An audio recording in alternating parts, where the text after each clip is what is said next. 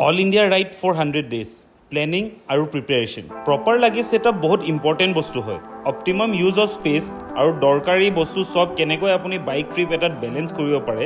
ইয়াৰ ওপৰতে এই ভিডিঅ'টো চ' লেটছ ষ্টাৰ্ট দ্য ভিডিঅ'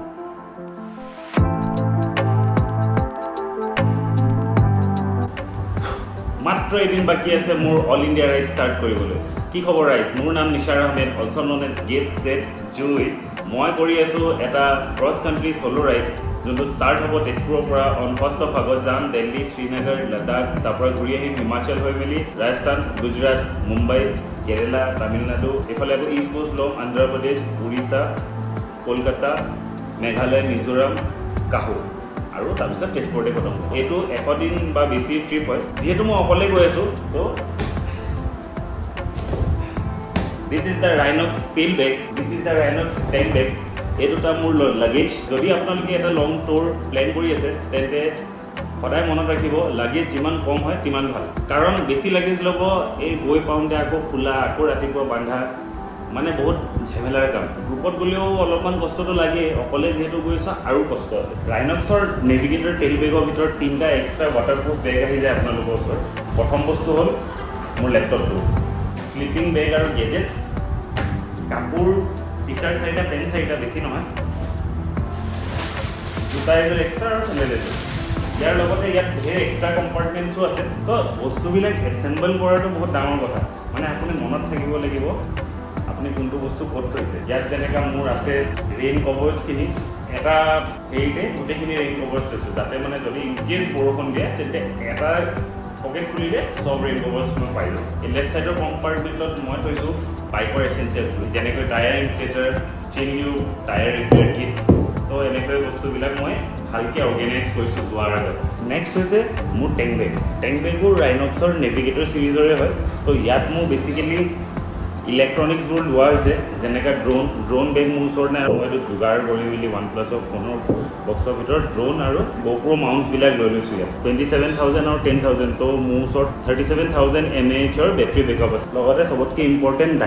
ডায়েৰীখনত মোৰ ভইচ অভাৰ্ছখিনি লিখিব লাগিব পোৱাৰ আগত তাৰ লগতে খৰচা পাতি চব লিখি থাকিব যাতে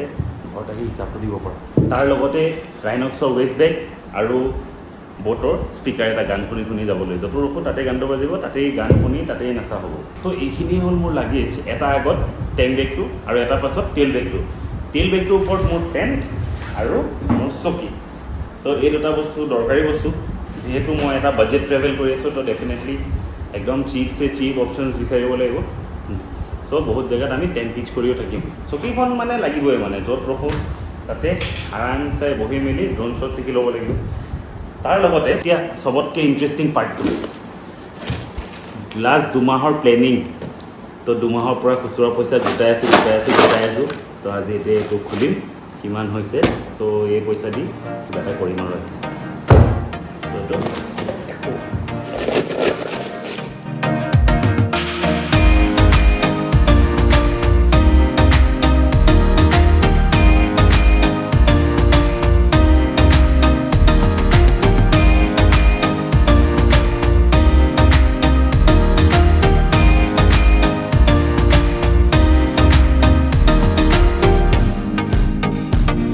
টোটেল ওলালে এই লামচাম এমাউণ্ট অফ 840 rupees 2 মাহ পইচা গোটাই 740 টকা গোটাটো বহুত ডাঙৰ কথা দেই চ' এইটো এটা নিশ্চয় ভাল কামত ইউজ কৰিম আৰু এটা স্পেচিয়েল কেছ মই 1992 এটা কইন পাইছোঁ সেইটো মই বেলেগকৈ থৈ দিছোঁ এইটো খৰচা নকৰোঁ চ' এইখিনি পইচা দি কিবা এটা ভাল কামেই কৰিম ডেফিনেটলি ত' এতিয়া যাওঁ KTM ডিলাৰশ্বিপ অলপমান বাইকৰ কিছুমান টেকনিকেলিটিজৰ বিষয়ে মানে KTM তেজপুৰৰ ফালৰ পৰা মোক এটা ট্ৰেইনিং ছেশ্যন দিব তো সেইটো এটেণ্ড কৰিব যাওঁ 1-2 ঘণ্টা তাত লাগিব তো আমি গৈ আছোঁ এতিয়া KTM ডিলাৰলৈ চলো